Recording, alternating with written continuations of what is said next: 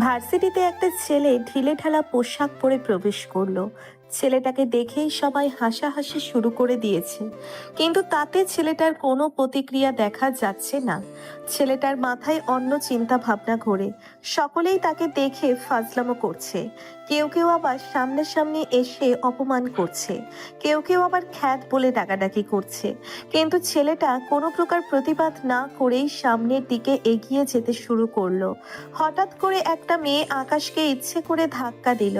ধাক্কা দেওয়ার ফলে আকাশ মাটিতে গিয়ে পড়ে গেল, আর এটা দেখে সবাই হাসি শুরু করে দিল। আকাশ তখন উঠে পড়ল, মেয়েটার দিকে তাকায়। মেয়েটা শার্ট প্যান্ট পরিহিত অবস্থায় তার সামনে দাঁড়িয়ে আছে। মেয়েটা তখন থেকে বলতে লাগলো, কিরে, তোকে আমি পেছন দিক থেকে এত ডাকছি, তবু তুই আমার কথা না শুনেই চলে যাচ্ছিস। তোর সাহস তো কম না, খ্যাতের বাচ্চা। এদিকে আয়। আপু, আপনি আমার সঙ্গে এরকম ব্যবহার কেন করছেন? আমি তো আপনার কোনো ক্ষতি করিনি। আমি তো আমার মতো করেই চলে যাচ্ছি। আপনি শুধু শুধু কেন আমাকে ধাক্কা মারলেন? আর আমি খ্যাত হতে যাব কেন? আমার একটা নাম আছে। আমি কিন্তু মুখে মুখে তর্ক করা একদম পছন্দ করি না। তুই জানিস আমি কে? তুই কার সঙ্গে দাঁড়িয়ে কথা বলছিস? আমি যেটা বলছি সেটা করবি। আমার ক্ষমতা সম্পর্কে তোর কোনো আইডিয়া নেই। তখন মেয়েটা আর কোনো কথা না বলে আকাশকে পরপর অনেকগুলো থাপ্পড় দেয়। আর থাপ্পড় দেওয়ার কারণে সকলেই আকাশের দিকেই তাকিয়ে হেসেই যাচ্ছে। আর কিছুক্ষণ সময় পরেই প্রিন্সিপাল ভার্সিটির ভিতরে প্রবেশ করছে। আর এটা দেখে সবাই সেখান থেকে চলে গেল, আর আকাশও এগিয়ে গেল। আকাশ এগিয়ে যাওয়ার পরে পিয়নের কাছে জিজ্ঞেস করেন তার ক্লাসরুমে চলে আসলো। তার ক্লাসরুমে আসার পরে সে পিছনের বেঞ্চে বসে পড়ল। পিছনের বেঞ্চে বসে বসে সে ভাবছে, সে যে মিশনে এসেছে সেটা কি আদেও সফল হবে? আদেও কি সফল হওয়ার মতো আছে? কারণ সে এখানকার সম্পর্কে কোনো কিছুই জানে না। এখানে সে নতুন এসেছে। কিছুক্ষণের মধ্যেই স্যার ক্লাসে প্রবেশ করলেন। স্যার আকাশকে নতুন দেখে দাঁড় করালো, আর আকাশকে বলতে লাগলো, ও, তাহলে তুমি সেই আকাশ যার কথা আমাদের প্রধান শিক্ষক বলেছিল। আচ্ছা, ঠিক আছে, তুমি মনোযোগ দিয়ে ক্লাস করবে। আর কোনো সমস্যা হলে আমাকে জানাবেন। আর তোমরা সবাই আকাশকে বন্ধুর মতোই মনে করবে। সে তোমাদের নতুন বন্ধু। তোমরা সবাই এখন ছোট নও, তোমরা ভার্সিটিতে পড়ো। সকলের সঙ্গে কিভাবে ব্যবহার করতে হবে সেটাও তোমরা জানো। এই পৃথিবীতে ধনী গরিব সবাই একসাথে চলাফেরা করাই হলো মানবতা। কেউ গরিব দেখে তাকে অবহেলা করা ঠিক না। স্যার, আপনার চোখে কি ছানি পড়েছে নাকি? আপনার মনে হয় ট্রান্সফারের জন্য অনেক উদ্ভিদ হয়ে আছেন। বেশি এমন করলে না, আপনাকে ট্রান্সফার করে সোজা বান্দরবন পাঠিয়ে দেব। আপনার সাহস কি করে হয় এসব কথা বলার? আপনার যে কাজ আপনি সেটা করেন। আমরা কার সঙ্গে মিশবো না মিশবো এটার অধিকার শুধুমাত্র আমাদের। নিহাল, আমি তোমার শিক্ষক। তোমার যত যাই ক্ষমতা থাকুক না কেন, তুমি একজন শিক্ষকের সঙ্গে এরকম করতে পারো না। আমি তোমাদেরকে খারাপ কোনো কিছু বলিনি, শুধু বলেছি ওর সঙ্গে ভালোভাবে মানিয়ে চলার জন্য। আমি মাঠের ওই ঘটনাটা দেখেছি। নীলা শুধু শুধু ছেলেটার সঙ্গে এরকম করলো। স্যার, আপনি যদি আরেকটা কথা বলেন তাহলে কিন্তু আমি আপনার বিরুদ্ধে ব্যবস্থা নিতে বাধ্য হব। আপনি চুপচাপ ক্লাস করাবেন। তখন স্যার আর কোনো কথা বলল না। স্যার তার নিজের মতো করে ক্লাস করাতে শুরু করলো। এই ভার্সিটির সবকিছু চলে নেহাল এবং নীলার কথায়। নীলা হলো নেহালের খালাতো বোন। বলতে গেলে এই ভার্সিটির সমস্ত কাজকর্ম হয়ে থাকে এদের দুজনের কথায়। তবে নেহালের থেকে নীলার ক্ষমতাটা অনেক বেশি, কারণ নীলার বাবা এই ভার্সিটির সভাপতি, তারপর আবার অনেক বড় বিজনেসম্যান তার বাবা, তাই তাদের অনেক ক্ষমতা। ক্লাস চলাকালীন সময়ে নীলা অনুমতি না নিয়েই প্রবেশ করলো। নীলা কোনো কিছু না বলে সবার সামনে বসে পড়ল, আর ক্লাসের মধ্যে সে মোবাইল টিপছে। স্যার তাকে কোনো কিছুই বলছে না, কারণ স্যারের কোনো কিছু বলার অধিকার নেই। কারণ কোনো কিছু বলতে গেলেই তার বিরুদ্ধে ব্যবস্থা নেওয়া হবে। এভাবেই ক্লাসের সময় শেষ হয়ে গেল, আর ক্লাস করে সবাই বের হলো। আকাশ ক্লাস করেন যথারীতি ভার্সিটি থেকে বের হচ্ছে। হঠাৎ করেই কিছু ছেলে এসে তাকে ধাক্কা দিল, আর ধাক্কা দেওয়ার ফলে আকাশ কিছুটা দূরে গিয়ে দাঁড়িয়ে পড়ল। আকাশ তাদেরকে কোনো কিছু না বলে যেতে শুরু করলো। আর তখন নেহালের বন্ধু আকাশকে বলতে লাগলো, কিরে, তোর এত বড় সাহস? তুই আমাদের কথা ছাড়া এখান থেকে চলে যাচ্ছিস? আমরা যখন যেতে বলবো তখন তুই এখান থেকে যাবি, বুঝতে পেরেছিস? ভাই আমি তো আপনাদের সঙ্গে কোনো কিছু করিনি। আপনারা শুধু শুধু কেন আমার সঙ্গে এরকমটা করছেন? আমাকে যেতে দিন, আমার অনেক কাজ আছে। তোর কাজ আছে, আমাদেরও তো কাজ আছে। শোন, ওই দোকান থেকে একটা প্যাকেট নিয়ে আয়, ওই প্যাকেট এনে ওই যে মেয়েটাকে দাঁড়িয়ে দেখছিস ওই মেয়েটাকে এনে দিবি। ভাই এটা কিসের প্যাকেট আমাকে বলতে হবে। যদি কিসের প্যাকেট সেটা না বলেন তাহলে কিন্তু আমি আনবো না। আর আমাকেই আনতে হবে কেন? আপনারা তো এখানে অনেকজন আছেন, আপনারা গিয়ে নিয়ে আসুন। তুই কি এখন সবার হাতে মার খেতে চাস নাকি? যদি প্রথম দিন আমাদের হাতে মার খেতে না চাস তাহলে যেটা বলছিস সেটা কর। নেহাল হলে তোকে এমনভাবে মারবে যে নিজের চেহারা পর্যন্ত নিজে চিনতে পারবি না। আকাশ কোনো উপায় না পেয়ে সেই দোকানে চলে আসলো। আকাশ মনে মনে ভাবছে তার পরিচয় পেলে সকলেই এখানেই প্যান্টের মধ্যে পোস্ট আপ করে দেবে, কিন্তু আকাশ তখন তার পরিচয় দিবে না, কারণ এখন পরিচয় দিলে তার সমস্ত প্ল্যান নষ্ট হয়ে যাবে। আকাশ দোকানে এসে সেই প্যাকেট নিয়ে ওই দাঁড়িয়ে থাকা নীলাকে দিয়ে দিল। আর নীলা প্যাকেটটা খুলে যেসব দেখতে পারলো সব দেখে আর সহ্য করতে না পেরে একটা থাপ্পড় দিল। আর থাপ্পড় দেওয়ার ফলে আকাশের ঠোঁট ফেটে রক্ত বের হচ্ছে। আর তখন নীলা আকাশকে বলতে লাগলো, শয়তানের বাচ্চা, তোর এত বড় সাহস কি করে হলো আমাকে এসব কিছু দেওয়ার? তোর আজকে কোনো ক্ষমা নেই। ভেবেছিলাম তোকে নিয়ে মজা করব, কিন্তু তুই যে এত বড় শয়তান আমি ভেবে দেখিনি। তোরা ছোট লোকরা শুধুমাত্র সুযোগ খুঁজিস যে আমাদের মতো বড় লোক মেয়েদেরকে নিয়ে কোনো কিছু করার। তাদের শরীরে হাত দিলেই তারা মান সম্মানের ভয় তোদেরকে বিয়ে করে, আর তোরা সম্পত্তির মালিক হয়ে যাবি। এত সস্তা না? আপু আপনি কি বলছেন আমি তো কোনো কিছুই বুঝতে পারছি না। আমি তো এই ভার্সিটিতে নতুন ভর্তি হয়েছি। আমাকে ওই জুবাইর ভাইয়া দোকানে যেতে বলল আর এই প্যাকেটটা নিয়ে আপনাকে দিতে বলল। আমি শুধুমাত্র এটাই করেছি। ওরা আমার নামে কখনোই এসব কিছু পাঠাবে না। আমি এটা খুব ভালোভাবেই জানি। ওদের কোনো সাহস হয়নি আমাকে এসব কিছু দেওয়ার, বুঝতে পেরেছিস? আমি জানি এই কাজটা তুই করেছিস। তোর মতো কিছু ছোট লোকদের জন্যই আজকে ভার্সিটিতে মেয়েরা এতটা অবহেলিত হয়ে থাকে। আপু প্লিজ আপনি আমাকে ক্ষমা করে দিন। আমি আসলে না জেনে এমনটা করে ফেলেছি। এই ভার্সিটির নিয়ম কানুন সম্পর্কে আমার কোনো ধারণা নেই, তাই এমনটা করে ফেলেছি। প্লিজ আপু আমাকে ক্ষমা করে দিন। আমি কখনো আর এমন কাজ করব না। এটা নিয়ে তোর কোনো ক্ষমা নেই। তুই শার্ট প্যান্ট খুলে এইগুলো এখন পরবি। যদি এগুলো সবার সামনে পরে পুরো মাঠে চক্কর দিতে পারিস তাহলে তোকে ছেড়ে দিব।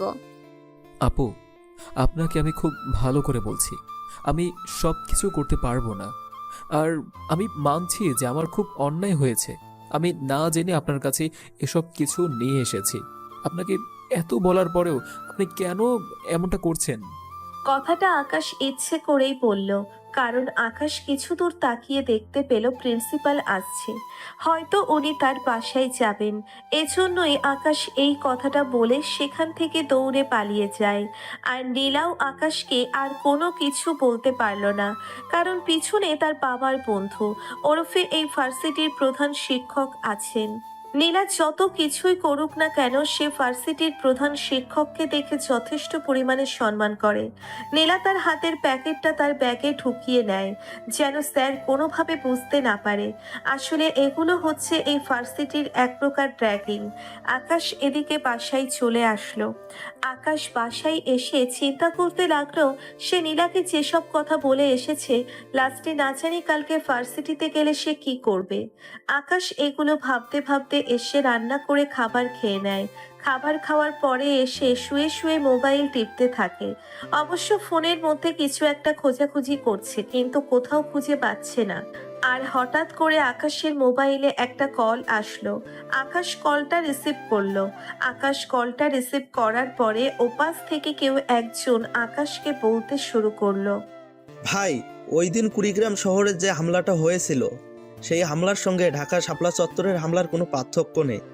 এগুলো হামলা যারা করেছে ওরা একই গ্যাংয়ের লোকজন, কিন্তু এই গ্যাংটা কে চালায় সেটা আসলেই বুঝতে পারছি না। দেখ, যে করেই হোক এটার পেছনে কে আছে সেটা খুঁজে বের করতে হবে। আমার 2 দিনের মধ্যে এই খবরটা চাই। আমি আর কোনো কথা শুনতে চাই না। আর শোন, আমি যেহেতু ভার্সিটিতে আছি তাই ভার্সিটিতে অন্য কারো নজর দেওয়ার দরকার নেই। তোরা তোদের কাজ করবি। তবে ভাই আপনাকে একা ভার্সিটিতে এভাবে ছেড়ে দেব আমাদের আসলেই মন চাচ্ছে না। কারণ কেউ যদি আপনার পরিচয়টা জেনে যায় আর যদি আপনার কোনো ক্ষতি করে দেয় তখন আমাদের কি হবে? আমাকে নিয়ে তোদের কোনো চিন্তা করতে হবে না, তোরা তোদের নিজেদের চিন্তা করিস। আর আমি যে কাজটা দিয়েছি সেই কাজটা ভালোভাবে করিস, আর সবাইকে বলে দে আমার প্ল্যান অনুযায়ী কাজ করার জন্য। প্রতিটা কাজের শেষে যেন আমাকে জানায়। এখন রাখ। একথা বলার পরে আকাশ কল কেটে দেয়। আকাশ কল কেটে দেওয়ার পরে আবার চিন্তা করতে থাকে। কুড়িগ্রাম শহরে যে বোম ব্লাস্ট হয়েছিল এবং ঢাকায় শাপলা চত্বরে যে বোম ব্লাস্ট হয়েছিল সবকিছু তো একই সময়ে হয়েছে, একই দিনে হয়েছে। আর এগুলো যদি একটা লোকে করে থাকে তাহলে ভার্সিটিতে খুনগুলো কারা করছে? ওরা আসলে কি চায়? ভার্সিটির ছাত্রছাত্রীদেরকে শুধু শুধু কেন মারছে ওরা? একটা লোক এত কিছু করবে এটা কি আসলেই মেনে নেওয়া যায়?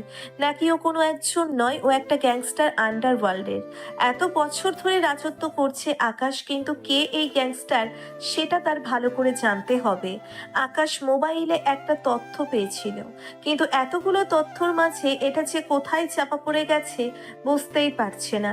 অনেকক্ষণ খোঁজাখুঁজির পরে আকাশ কিছু কোড পেল, যেগুলো লাশের উপর থেকে পাওয়া গিয়েছিল। লাশ খুন করার পরেই লাশের পকেটের মধ্যে ছোট কাগজের মধ্যে এক একটা করে কোড লেখা ছিল। আকাশ সবগুলো কোড তার ল্যাপটপে নিয়ে ভালোভাবে মেলাতে শুরু করলো। মেলানোর পরে তখন আকাশ জানতে পারলো সেখানে লেখা দ্য মিশন স্টার্ট। আকাশ তার এসব করতে করতেই সময়টা পার করে দেয়। সন্ধ্যাবেলায় আকাশ ছদ্মবেশে রেডি হয়ে নেয়, আর তখনই তার মোবাইলে আরও একটা কল আসে। আকাশ কলটা রিসিভ করলো, আর ওপাশ থেকে কেউ একজন তাকে বলতে থাকে, ভাই, আপনি কোথায় আছেন? তাড়াতাড়ি এই জায়গায় আসেন, আমরা আপনার জন্য ওয়েট করে আছি। সকালেই আপনার সঙ্গে দেখা করে ওরা ওদের বিভিন্ন জায়গায় চলে যাবে, আপনি যেভাবে বলেছিলেন। আর ভাই, নতুন একটা খবর আছে। এই খবরটা ফোনে দেওয়া যাবে না, আপনাকে সরাসরি দিতে হবে। আপনি খবরটা শুনে চমকে যাবেন। ঠিক আছে, তোরা 10 মিনিট ওয়েট কর, আর যারা এসেছে তাদেরকে বল আমি 10 মিনিটের মধ্যেই আসছি। কেউ যেন কোথাও না যায়, সবাইকে আমার প্ল্যান বুঝিয়ে দিতে হবে। আকাশ তখন কল কেটে দেয়। আকাশ কল কেটে দেওয়ার পরে তাড়াতাড়ি করে রেডি হয়ে সেখানে চলে আসলো। আকাশ এসে দেখলো সেখানে প্রায় অনেকগুলো গাড়ি দাঁড়িয়ে আছে, আর গাড়ি থেকে তখনই প্রায় 50 থেকে 60 জনের মতো ছেলেরা নেমে আসলো। সকলেই আকাশের সঙ্গে কথা বলতে লাগলো। তারা সকলেই আকাশের হয়ে বিভিন্ন জায়গায় থাকে এবং আকাশের হয়ে কাজ করে থাকে। আকাশ ওদের সঙ্গে কথা বলতে বলতে অনেক সময় পার করে দিল, আর এভাবেই তাদেরকে কথার মাঝখানে তার প্ল্যান অনুযায়ী কাজ করতে বলল। আর সকলেই আকাশের কথা শোনার পরে তাদের গাড়ি নিয়ে চলে গেল। ওরা চলে যাবার পরে আকাশ তখন গাড়িতে বসে পড়ল। ড্রাইভার গাড়ি চালিয়ে যাচ্ছে, আর তখন রাজীব আকাশকে বলতে শুরু করলো, ভাই, মনে করেন একটা শিক্ষক যদি তার প্রতিদিন রাতে ভিন্ন ভিন্ন মেয়েদের স্বাদ পায়, তাও আবার তার ছাত্রীদের কাছ থেকে, এই কথাটা আপনি কিভাবে নেবেন? রাজীব, আমি কিন্তু ফাজলামো করার মোড়ে নেই। যা বলবি সরাসরি বলবি। কী সব কথা বলছিস? একজন শিক্ষক কি করে এসব কাজ করতে পারে? ভাই, এই কথাটা আসলে আমি নিজেও বিশ্বাস করতে পারিনি। আমি সিসি ক্যামেরা হ্যাক করেছি, আর সিসি ক্যামেরা হ্যাক করার পরে ভার্সিটিতে একটা নতুন তথ্য পেয়েছি। ভার্সিটির ইতিহাস বিভাগের রঞ্জিত মল্লিক, উনি তার ডিপার্টমেন্টের মেয়েগুলোকে নিয়ে ফুর্তি করে রাতের বেলা। আমি জানি আপনি বিশ্বাস করবেন না, সেই জন্য আমি সিসি ক্যামেরা হ্যাক করে ভিডিওগুলো আপনার কাছে নিয়ে এসেছি। এই যে দেখেন ভিডিওগুলো। আকাশ ভিডিওগুলো দেখার পরে যেন তার মুখ দিয়ে কোনো কথা বের হচ্ছে না, কারণ লোকটাকে আকাশ অনেক বেশি সম্মান করত। যদিও আকাশ একজন মাফিয়া কিং, কিন্তু ওনাকে আকাশ সম্মানের চোখে দেখত, কারণ শিক্ষককে সবাই সম্মান করে, আর উনি হলেন এই শহরের নামকরা শিক্ষক। সবাই তাকে এক নামে চিনে, রঞ্জিত মল্লিক। তখন রাজীব আবারও আকাশকে বলতে লাগলো, ভাই, আপনি যেটা ভাবছেন আমি নিজেও ভাবছি, এই মানুষটা এরকম হলো কি করে। আমিও আসলে নিজের চোখকে বিশ্বাস করতে পারছিলাম না এটা দেখে। আপনি যদি চান তাহলে আপনাকে নিয়ে এখন একটা জায়গায় যেতে পারি, যেখানে গেলে হয়তো আপনি কোনো কিছু দেখতে পারবেন, যদি ভাগ্যে থাকে। আর যদি ভাগ্যে না থাকে তাহলে তো দেখতে পারবেন না। চলুন যাওয়া যাক। একথা বলার পরে আকাশ গাড়িতে উঠে পড়ল। আকাশ গাড়িতে উঠে পড়ার পরে গাড়িটা রাজীব নিজেই ড্রাইভিং করতে শুরু করলো। অনেক দামি একটা গাড়ি, বিএমডাব্লিউ। এই বিএমডাব্লিউ বাংলাদেশের মধ্যে শুধুমাত্র আকাশেরই রয়েছে, আকাশ ছাড়া অন্য কারো কাছে নেই। এবং এটা সবাই ভালো করেই জানে যে আকাশ ছাড়া এই এক্সপেন্সিভ জিনিসগুলো কেউ ব্যবহার করতে পারবে না। আকাশ একটু পরেই একটা নাইট ক্লাবের সামনে এসে গেল। সবাই গাড়ি থেকে নেমে পড়ল।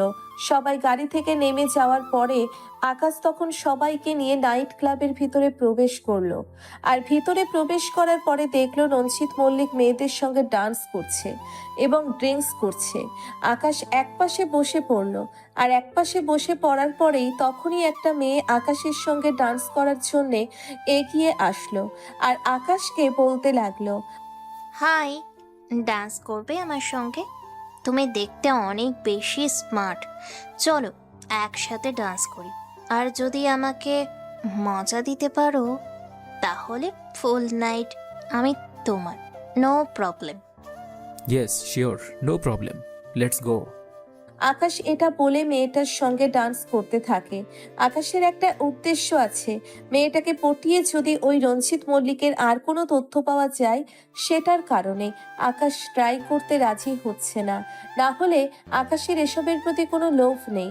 আকাশ এসবকে সবচেয়ে বেশি ঘৃণা করে থাকে, কারণ তার অন্যরকম একটা জীবন কাহিনী আছে। আর সেই জীবন কাহিনী থেকে আকাশ এইসবকে দুচোখের বিষ মনে করে। আকাশ শুধুমাত্র এটাই মনে করে যে নিজের স্ত্রীকে ছাড়া অন্য কারোর সঙ্গে এসব করবে না। এসব করাটাও পাপ, কারণ সে তার নিজের পরিবারকে এসব করতে দেখেছে। আপনারা হয়তো কোনো কিছু বুঝতে পারছেন না, গল্পের সাথে থাকেন নিশ্চয়ই বুঝতে পারবেন। আকাশ মেয়েটার সঙ্গে ডান্স করতে থাকে এবং কথা বলতে থাকে। মেয়েটা তখন আকাশকে জিজ্ঞাসা করলো, আচ্ছা, তুমি তো অনেক বেশি স্মার্ট, তুমি এখন থেকে প্রতিদিন এই ক্লাবে আসবে। আমি এই ক্লাবে প্রতিনিয়তই রেগুলার কাস্টমার, বুঝতে পেরেছো? তোমার মতো হ্যান্ডসাম ছেলের সঙ্গে থাকতে পারলে মন্দ হবে না। হ্যাঁ অবশ্যই, কেন আসবো না। আচ্ছা শোনা, একটা কথা বলি। ওই যে দাঁড়িয়ে দেখছো, উনি তো ভার্সিটির শিক্ষক রঞ্জিত মল্লিক। উনি কি এখানে প্রতিদিনই আসেন নাকি মাঝে মাঝে আসেন? আরে প্রতিদিন আসবেন মানে? আর ওনারই তো এইটা ক্লাব, তাহলে উনি প্রতিদিন আসবেন না কেন? আর আমরা তো সবাই তার, সবাই নিয়োজিত। কি সবাই নিয়োজিত কথাটা শুনে অবাক হলে, তাই না? না মানে আমরা সবাই তার সঙ্গী। তো তোমরা সবাই যেহেতু তার সঙ্গী, তুমি যে আমার সঙ্গে ডান্স করছো, এসব করছো, তো তোমার রঞ্জিত মল্লিক কোনো কিছু বলবে না তোমাকে? যে অপরিচিত মানুষের সঙ্গে তুমি এভাবে ডান্স করছো, বা অন্যরাও তো অপরিচিত লোকদের সঙ্গে ডান্স করছে, এটার ব্যাপারে রঞ্জিত মল্লিক কোনো কিছু বলবে না? দেখো, তোমাকে একটা সত্যি কথা বলি, এই কথাটা আমি আজ পর্যন্ত কাউকে বলিনি। তোমাকে প্রথম দেখায় আমি পছন্দ করে ফেলেছি, তার জন্যই আমি সত্যি কথাটা বলছি। আমাদের কাজ হলো ছেলেদের সঙ্গে মিশে তাহাদের সঙ্গে রাত কাটিয়ে সমস্ত কিছু আত্মসাৎ করে নেওয়া, মানে কিডন্যাপ করে তাদের কাছ থেকে টাকা আদায় করা। যেমন বড়লোকদের ছেলেদের সঙ্গে এইসব বেশি করা হয়, কারণ গরিব ঘরের ছেলে মেয়েরা তো এখানে কখনোই আসবে না। আর নতুন নতুন মেয়েরা যারা আসবে সবাইকে আমাদের দলে টেনে নেওয়া, বুঝতে পেরেছো? তোমাকে আমি সব কিছু ফ্রি দিয়ে দিব, তুমি কোনো চিন্তা করো না, তোমার কোনো বিপদ হবে না। তোমাকে আমি সম্পূর্ণ নাইট ফ্রি করে দিলাম, তোমাকে এমনিতেও পছন্দ হয়েছে সেই জন্য। আকাশ এই কথাটা শোনার পরে তার যেন ঘাম বের হচ্ছে, কারণ এরকম জঘন্য কাজ আর কজনই বা করতে পারে। আকাশ এবার নতুন অভিজ্ঞতার সম্মুখীন হলো। এতদিনে আন্ডারওয়ার্ল্ডের রাজত্ব করে যতটা না জানতে পেরেছেন, এই সন্ধ্যার পর থেকে এর চেয়ে বেশি জানতে পারছে। একটা মানুষ এতটা খারাপ হয় কি করে? আকাশ কিছুক্ষণ চুপ থাকার পরে আবারও মেয়েটাকে প্রশ্ন করতে লাগলো, আচ্ছা তুমি যে এই লাইনে আছো, তোমার কি খারাপ লাগে না? তুমিও তো একটা মেয়ে, তোমার তো হাজবেন্ড, স্বামী, সন্তান, পরিবার এসবের প্রতি আগ্রহ থাকার প্রয়োজন। কিন্তু তুমি এটা না করে তুমি এসব বাজে কাজে কেন লিপ্ত হচ্ছ? তুমি ভালো করেই জানো যে এটা বাজে কাজ। হ্যাঁ, আমি এটা খুব ভালো করেই জানি যে এটা অনেক খারাপ কাজ, কিন্তু আসলে এটা ছাড়া আমার আর কোনো কিছু করার নেই। কারণটা তোমাকে অন্য একদিন বলবো, আজকে তোমাকে কোনো কিছু বলা সম্ভব না। আর এই রঞ্জিত মল্লিক আসলেই কোনো ভালো মানুষ না। ওর হাত অনেক লম্বা, অনেক লম্বা, যে তুমি কোনো ধারণা করতে পারবে না। তুমি একজন শুধুমাত্র বড়লোক বাবারই তো ছেলে, এসবের প্রতি তোমার কোনো ধারণা নেই। আচ্ছা, আমরা তো এখন ভালো বন্ধু, চলো অন্য কোথাও গিয়ে সময় কাটাতে পারি। আই মিন, এমনি কোনো জায়গায়। এখানে অনেক বেশি কোলাহল হচ্ছে, সাউন্ড হচ্ছে, তাই এখানে কথা বলাটা বেটার হবে না আমাদের জন্য। এ কথা বলার পরে আকাশ মেয়েটাকে নিয়ে যথারীতি বাহিরে চলে আসলো। মেয়েটা চেয়েছিল অন্য একটা রুমে যাওয়ার জন্য, কিন্তু আকাশ যদি রুমে যেতে রাজি হতো তাহলে অন্য কিছু ঘটে যেতে পারত। আকাশ তার নিজেকে আগে সেভ করবে এটাই তার মাথার মধ্যে ঘুরে বেড়াচ্ছে। আকাশ মেয়েটাকে নিয়ে বাইরে আসার পরে গাড়ির সাথে হেলান দিয়ে দাঁড়ালো, আর সকলেই আকাশের দিকে খেয়াল করছে। রাজীব আকাশের কাণ্ড কারখানা দেখে হেসেই যাচ্ছে। কারণ আছে, একটা কারণ, আকাশ খুব ভালো মেয়েটার সঙ্গে জমিয়ে ফেলেছে, আর তার কারণেই মেয়েটার সবকিছু তাকে বলতে রাজি হচ্ছে। এত কম সময়ের মধ্যে আকাশ কোনো মেয়েকে পটিয়ে ফেলতে পারবেন এটা সত্যিই ধারণার বাইরে ছিল। সবাই ভাবতো আকাশ একটা অনেক শক্ত মনের একটা মানুষ, অনেক রাগী টাইপের একজন মানুষ, তার যে মন বলতে কোনো কিছু আছে এরা সবাই ভুলেই গিয়েছিল। গাড়িতে হেলান দেওয়ার পরে তখন বিজলি মেয়েটা আবারও আকাশকে বলতে লাগলো, আসলে আমি ছিলাম এই ভার্সিটির একজন ইতিহাস বিভাগের ছাত্রী। আমি কোনো না কোনোভাবে স্যারের সঙ্গে রিলেশনশিপে জড়িয়ে পড়ি। আসলে ভুলটা ছিল আমার একটু লোভ ছিল, আর সেই লোভের কারণেই স্যারের সঙ্গে রিলেশনশিপে জড়িয়ে পড়েছি। তখন স্যার আনম্যারিড ছিল, আর স্যার বিয়ে করেছে কিনা এখনো পর্যন্ত সেটাও আমাদের জানা নেই। রিলেশনশিপে জড়িয়ে পড়ার পরে সকল অপকর্মগুলো আস্তে আস্তে শুরু হয়। আস্তে আস্তে তার ব্যাপারে জানতে পারি, আর একটা সময় যখন আমি এগুলো থেকে বেরিয়ে আসতে চাই তখনও আমার বাবা মা পুরো পরিবারকে শেষ করে দেয়। আর আমিও ভয়ে এই কাজ করতে থাকি। আমাদের এই ক্লাবে প্রায় 20 জনের মতো মেয়ে আছে। এই 20 জন হলো তার প্রতি রাতের নিত্যদিনের সঙ্গী। এছাড়াও নতুন নতুন মেয়েগুলোকে যে এনে দিতে পারবে তাদেরকে সে অনেক টাকা দেয়।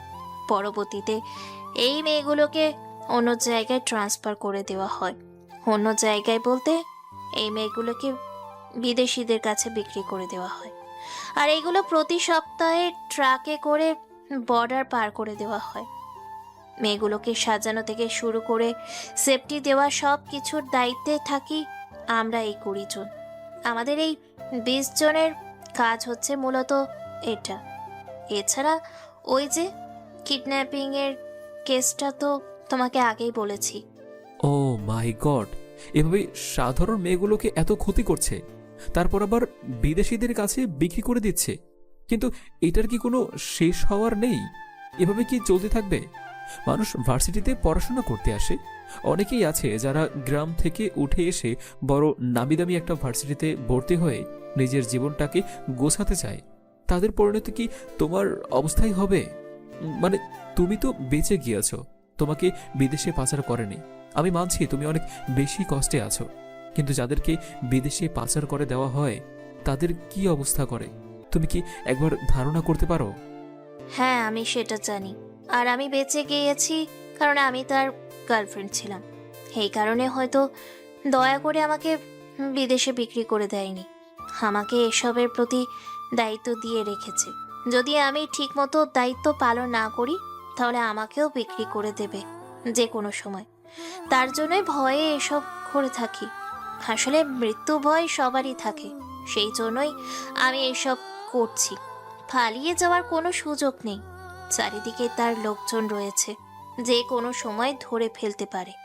আর ওদেরকে বিদেশে পাচার করে দেওয়ার পরে বিদেশিরা ওদেরকে মন মতো ব্যবহার করেন, যেভাবে ইচ্ছে সেভাবে ব্যবহার করতে পারেন। তোমাকে কি বলতে চাচ্ছি তুমি ভালো করেই বুঝতে পারছো। আর পত্রপত্রিকায় তুমি ভালো করেই জানো কিভাবে কি করে লেখালেখি হয়। সব কিছু মেনে নিতে না পারলে মেয়েগুলোকে ওরা হত্যা করে ফেলে, আর হত্যা করার পরে কিডনি এবং আরও কিছু বডির অংশগুলোকে ওরা পিস হিসেবে বিক্রি করে দেয়। এইগুলোর মধ্যেও এই রঞ্জিত মল্লিকেরও হাত রয়েছে। তবে রঞ্জিত মল্লিক শুধু একা নয়, রঞ্জিত মল্লিকের অন্য একজন সাহায্য করছে, কিন্তু নামটা হচ্ছে রঞ্জিত মল্লিকের, আর সেই হলো মাস্টার মাইন্ড। কিন্তু সে মাস্টার মাইন্ডের নাম কি, কোথায় থাকে, কি তার পরিচয়, আমরা কোনো কিছুই জানি না। সে সবার আড়ালে থাকে। তুমি আমাকে বিশ্বাস করে সব কিছু বলে দিলে। এখন যদি আমি তোমার সঙ্গে বিশ্বাসঘাতকতা করি, আর যদি ওরা তোমাকে মেরে ফেলে বা আমি তোমাকে মেরে ফেলি? আসলে তোমার প্রথম দেখাতেই আমার ভালো লেগে গিয়েছিল, তার জন্যই তোমার সঙ্গে আমি মিলিত হয়েছি। তুমি চাইলে আমার যে কোনো কিছু করতে পারো, আর যদি তোমার ওইসব করার ইচ্ছে থাকে চলো, তোমাকে রুমে নিয়ে যাচ্ছি। তুমি যেহেতু আমাকে বিশ্বাস করে সব কিছু বলে দিয়েছ, তাহলে আমি আমার নিজের পরিচয় লুকিয়ে রাখবো না। তুমি জানো আমি কে? আমি সেই আন্ডারওয়ার্ল্ডের মাফিয়া কিং আকাশ চৌধুরী। একথা বলার পরে আকাশ তার ট্যাটু করা হাতটা বাড়িয়ে দেয়, আর ট্যাটুটা দেখার পরে বিজলি আকাশের দিকে ভূত দেখার মতো তাকিয়ে আছে। বিজলি অনেকটা ভয় পেয়ে গেছে, কারণ সে কার সঙ্গে এতক্ষণ কথা বলেছে যে কিনা পুরো আন্ডারওয়ার্ল্ডের রাজত্ব করছে। সে তার সঙ্গে এতক্ষণ এসব কথা বলছিল। বিজলি চুপ করে আছে, মাথা নিচু করে আছে। আর তখন আকাশ বিজলির ভয় কাটানোর জন্য বিজলিকে বলতে লাগলো, ভয় নেই, আমি তোমার কোনো ক্ষতি করব না। আসলে এখানে তোমার কোনো দোষ নেই। তুমি তোমার নিজের জীবন রক্ষার জন্য তুমি এসব কাজ করছো। ওই রঞ্জিত মল্লিক এবং তার পেছনে কে আছে সব কিছু আমি খুঁজে বের করব। তুমি শুধু আমাকে সাহায্য করবে কিনা সেটা বলো। তুমি কি চাও না তোমার মতো যারা এর শিকার হয়েছে, যারা তার আপন প্রিয় মানুষটাকে হারিয়েছে, যার কারণে সমাজে এসব অপকর্ম বেড়ে গিয়েছে, সে শাস্তি পাক, অন্য মেয়েরা তাদের সঠিক বিচার পাক? হ্যাঁ, আমি খুব করে চাই যে যারা আমার এই সর্বনাশ করেছে তারা যেন এই দুনিয়ার বুকে আর বেঁচে না থাকে। আমি নিজে তো শেষ হয়েছি, আমি চাই না আর কোনো মেয়ে এই ফাঁদে পা দিক। দেশের মধ্যে শুধুমাত্র এর কারণে অপকর্মগুলো হচ্ছে। এই কিছুদিন আগে শাপলা চত্বরে বোম ব্লাস্ট হয়েছে এবং কুড়িগ্রামে বোম ব্লাস্ট হয়েছে শুধুমাত্র এই রঞ্জিত মল্লিকের জন্য। তবে এর পেছনে আরও একজন আছে, সেটাকে খুঁজে বের করতে হবে। কিন্তু রঞ্জিত মল্লিক এটা কখনোই সহজে বলবে না। এটা বের করা অনেক বেশি কষ্টকর হয়ে যাবে। তুমি কোনো চিন্তা করো না, তুমি শুধু আমার প্ল্যান মোতাবেক কাজ করে যাও। তোমার যা সেফটি দেওয়া লাগে সব কিছু আমি করব। তুমিও নিশ্চয়ই আমার ব্যাপারে খুব ভালো করে জেনে থাকবে। আমি যদি মরে যাই আমার কোনো সমস্যা নেই, তবুও তো এই শয়তানটার মৃত্যু হবে। এখন আমি ভরসা পাচ্ছি যে আমি মরে গেলেও কেউ একজন আছে যে এদেরকে শেষ করবে। তারপর আকাশ তার নাম্বারটা বিজলির কাছে দিয়ে দিল, আর বিজলির কাছে নাম্বারটা দিয়ে দেওয়ার পরে বিজলি নাম্বারটা নিয়ে চলে গেল। সেখান থেকে আকাশও সবাইকে নিয়ে তার বাসায় চলে আসলো। সবাইকে নিয়ে বাসায় আসার পরে কিছু বিষয় নিয়ে আলোচনা করতে লাগলো, আর সবাই আকাশকে রেখে সবাই যে যার মতো করে চলে গেল। পরের দিন সকালবেলা আকাশ রেডি হয়ে নিল ভার্সিটির জন্য। খ্যাত হয়ে রেডি হয়ে আবারও চলে আসলো ভার্সিটিতে। একটা গাছের নিচে বসে আছে সে, ক্লাস শুরু হতে বেশ অনেকক্ষণ দেরি হবে। কিছুক্ষণ পরেই নীলা তার দিকে এগিয়ে আসলো। নীলা তার দিকে এগিয়ে আসার পরে তখন আকাশকে বলতে লাগলো, কিরে, তুই রাত 10টার দিকে নাইট ক্লাবের সামনে কি করছিলি? আমি দেখেছি তুই আবারও অন্য মেয়েদের পিছনে পড়ে গেছিস নাকি? বড়লোক মেয়েদেরকে নিয়ে এসব করার ধান্দা, তাই না? আপু, আপনি এসব কি বলছেন? আমি তো আসলেই কোনো কিছু বুঝতে পারছি না। আমি শুধুমাত্র সাধারণ একটা ছেলে। আমি দিন আনি দিন খাই, আর অনেক কষ্ট করে এই ভার্সিটিতে চান্স পেয়ে পড়াশোনা করছি। রাত 10টা তো অনেক সময়, এত রাতে আমি বাহিরে কি করে বের হব? আর তাও আবার এই নাইট ক্লাবের সামনে। আমি তো কখনো নাইট ক্লাবের ধারে কাছেও যাইনি। এখানে গেলে অনেক টাকা লাগে। আপনি হয়তো আমার জায়গায় অন্য কাউকে দেখেছেন। মানুষের মতো মানুষ অনেকেই থাকতে পারে। আমি শুনেছি একটা মানুষের মতো 7 জন মানুষ হতে পারে। সেটা ঠিক, আমি তোর মতো কাউকে হয়তো দেখেছি কালকে একটা দামি গাড়ির মধ্যে হেলান দিয়ে কথা বলছিল। আচ্ছা সেটা বড় কথা নয়, এসব কথা বাদ দে। তুই কালকে আমাকে ওই কথাটা কেন বলেছিস? আমাকে যে এই কথাটা বলার পরে ধরে চলে গিয়েছিলি কেন?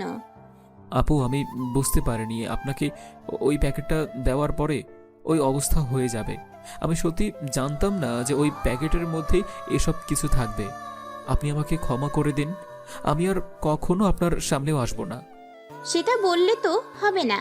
তুই যেহেতু অন্যায় করেছিস সেই জন্য তোকে শাস্তি পেতে হবে। এখন যা আমার জন্য দোকান থেকে আইসক্রিম নিয়ে আয়, আর এই নিয়ে 500 টাকা একটা আইসক্রিম আনবি, আর বাকি টাকা তোর কাছে রেখে দিবি। এই কথা বলার পর আকাশ দোকানে চলে আসলো। আকাশ দোকানে আসার পরে নীলার জন্য আইসক্রিম কিনে নিয়ে বাকি টাকা তাকে ফেরত দিল। বাকি টাকা নীলা না নিয়েই সেখান থেকে তার বান্ধবীদের কাছে চলে গেল। তার বান্ধবীদের সঙ্গে গিয়ে আলোচনা করতে লাগলো। গল্প করতে করতে সময়টা পার হয়ে গেল। আর আকাশ এদিকে ভার্সিটিতে কাউকে খুঁজতে লাগলো। আর হঠাৎ করে দেখলো ছেলেটা ক্লাসে প্রবেশ করছে। আকাশও তাড়াতাড়ি করে ক্লাসে প্রবেশ করলো। এমন জায়গায় গিয়ে বসে পড়েছে যেন সবাইকে খুব ভালোভাবে লক্ষ্য করা যায়। স্যার ক্লাস করাচ্ছেন। স্যার ক্লাস করানোর সময় নীলা ক্লাসে প্রবেশ করলো। নীলা ক্লাসে প্রবেশ করে সে তার জায়গা মতো বসে পড়লো। আর হঠাৎ করে একটা ছেলে তার মোবাইল বের করলো। আর তার মোবাইলটা বের করার পরে কারোর সঙ্গে যেন মেসেজ করছে, যে মেসেজটা ছিল এরকম: বস, আজকে নেহাল ভাই আপনার সঙ্গে দেখা করতে যাবে, আপনি জায়গা মতো চলে আসবেন। আর রঞ্জিত স্যার আপনার সঙ্গে এখন দেখা করতে পারবে না, আপনার সাথে কোনো এক সময় দেখা করবে, আর সব কিছু নেহাল আপনাকে জানিয়ে দেবে। আকাশ দূর থেকে মেসেজ করাটা দেখে নিল। আর মেসেজটা দেখার পরে কিছুটা আন্দাজ পেল নেহাল কার সঙ্গে দেখা করতে যাচ্ছে। তাহলে কি সেই বসের সঙ্গে নেহাল দেখা করতে যাচ্ছে, নাকি অন্য কারোর সঙ্গে? এত সহজে ওই বসকে এসে পেয়ে যাবে এটা কখনোই হতে পারে না।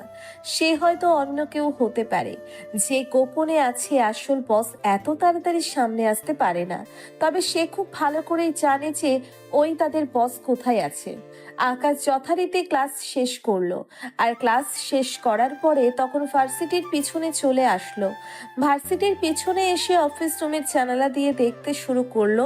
রঞ্জিতের রুমে 2 জন ছেলে প্রবেশ করেছে। 2 জন ছেলে প্রবেশ করার পরে তখন রঞ্জিত স্যারকে বলতে লাগলো: নেহাল আজকে মাহিনের সঙ্গে দেখা করতে যাবে, আর মাহিন 2টা প্রোডাক্ট চেয়েছে, আর 2টা প্রোডাক্ট খুবই ইনট্যাক্ট চেয়েছে।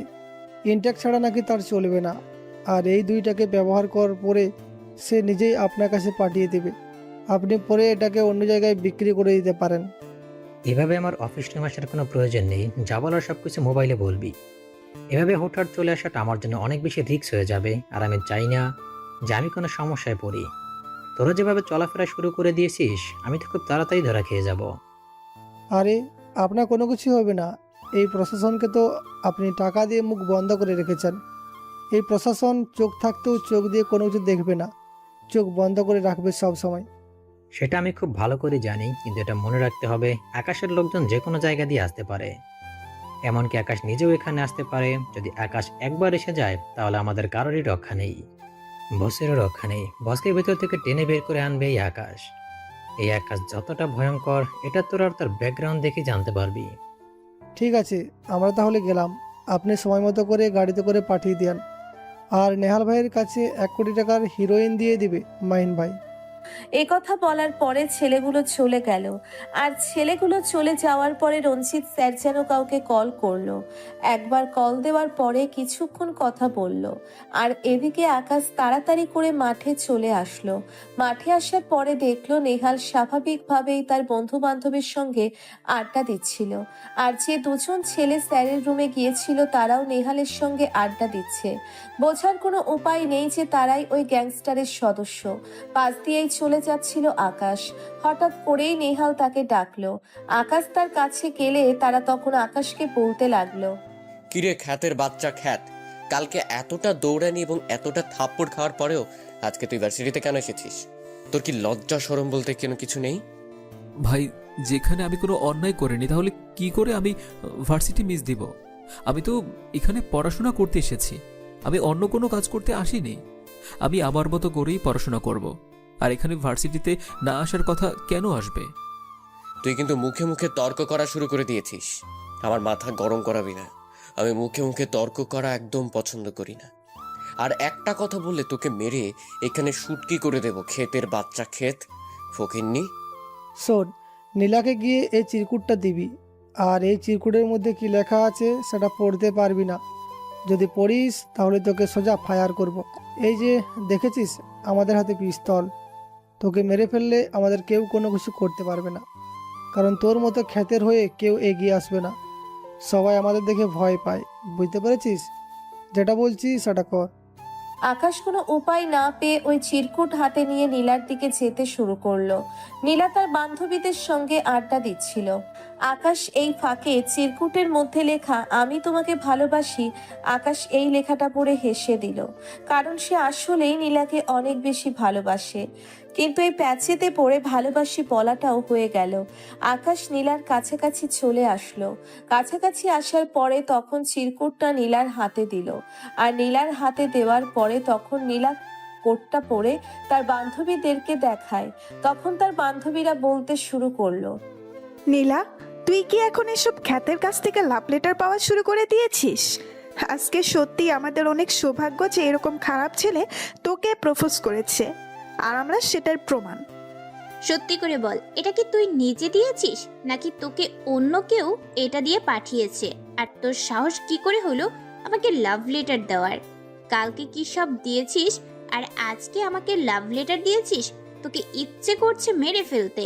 আজকে আমার বার্থডে, সেজন্য আমি তোকে কোনো কিছু বলছি না, না হলে তোকে এমন থাপ্পড় দিতাম যে সারা জীবন হাসপাতালের বেডে শুয়ে থাকতি।